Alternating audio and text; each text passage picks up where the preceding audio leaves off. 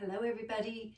It's the fifth and final day of our little pose of a day challenge, and I thought it might be fitting to have Warrior 2, Virabradrasana 2, and to continue on with other variations of Warrior 2 within a vinyasa sequence.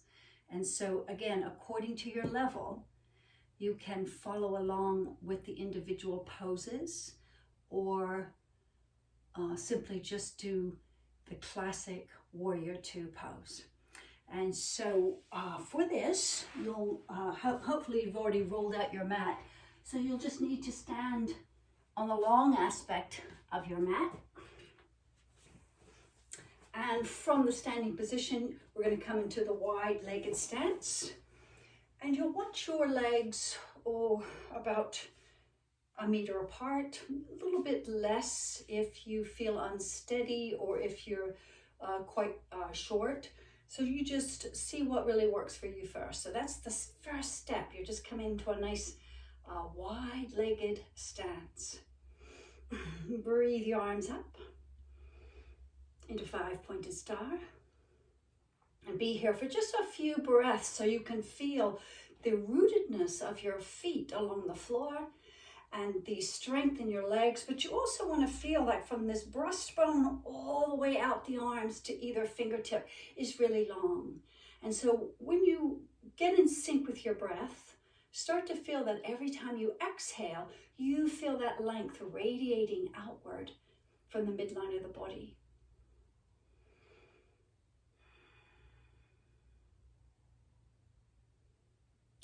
And then you ease off the position just a little bit so you can pivot the right toes, which are going to become the front toes, off to the side, off to the right. And you want to kick that back heel back a little bit. What that does, your toes should be slightly angled forward, just at a 30 or 40 degree angle. Then you can bring your arms back up again. And just for a moment, if you'll look to the front so that you're trying to get your heart more square to the front of the room. And again, that feeling of width and breadth from the breastbone outward. And when you feel like you've got that, just simply turn your head over towards your right fingertips and just look outward.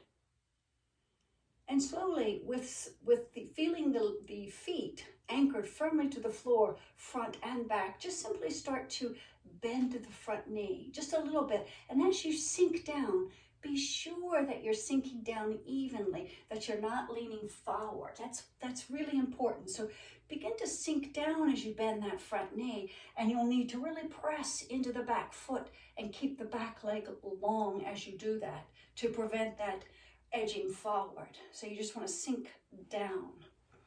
Now some of you, just a little sink will be enough right now, but what you're trying to do is to go ahead and come out and down rather as far as you can, as far as you can sustain. And just have a little look immediately and make sure the front knee is tracking over the second or third toe. Make sure the knee doesn't go forward of the ankle. And slowly let your awareness spread to the back leg. You want to make sure that back leg is as straight as it can go, depending on your hamstring flexibility. And you really feel that back foot firmly on the floor all the way to the little toe side. You want to feel the back gluteal muscle doing its job. So it should be squeezed inward. And then let yourself come into the full expression of the pose for yourself. And again, remember, if you're just starting out, you want to breathe in and out of the pose. Just a few times until it starts to feel easy for you. And at that point, that's where you want to hold the pose. After you've breathed in and out a few times and you realize, yes, this is the sweet spot for me, then you can hold the pose. And from here, if you would like to continue on, you turn your right palm upward for a dancing warrior. We're going to inhale, breathe the right arm straight up to the ceiling, and let the back arm either touch your thigh or bend the elbow and let the back of the hand be on the lumbar spine. And you want to take this up as far as you can, but what you want is the legs to relatively stay as they are. They're still firm and strong. They're your anchor, but it's more fluid in the upper body.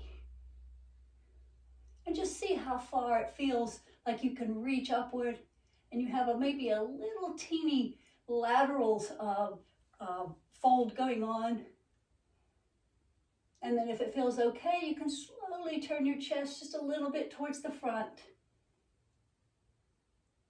And then back again to that position where it's a pure lateral stretch in the back body. And then as you exhale, you're coming back into Warrior Two.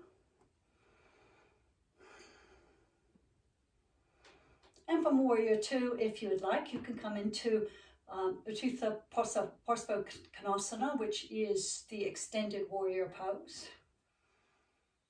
And so on an exhale, you just begin to reach and allow the elbow to touch your front thigh, but you're not putting a lot of weight there. It's just resting there. Your legs are still really strong, even the back leg.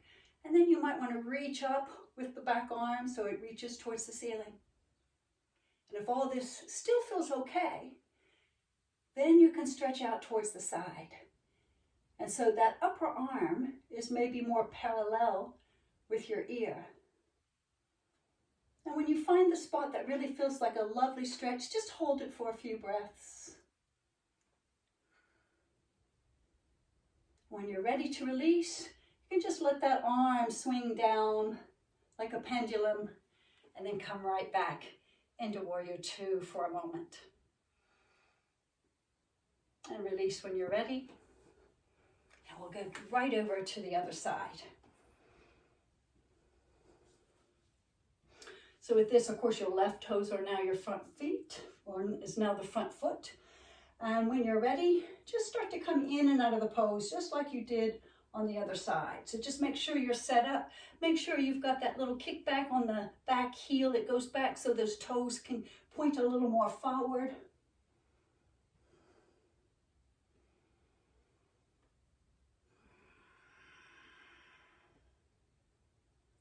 And when you find the spot that really works well for you, you just hold Warrior Two for a few breaths.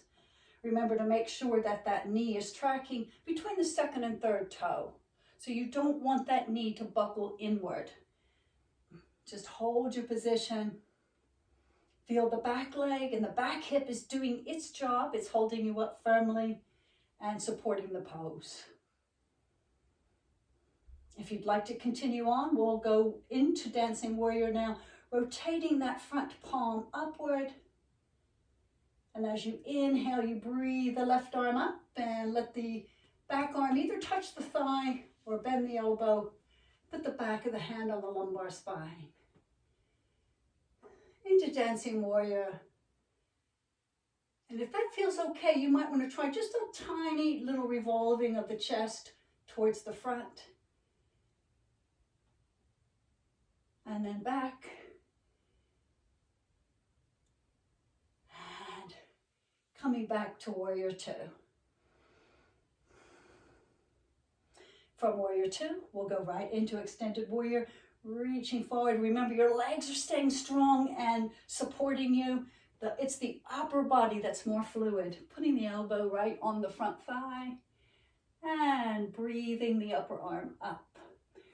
Remember, you can stay here, or if you'd like to have more of a lateral stretch, the upper arm moves so that the arm becomes more parallel with your upper ear.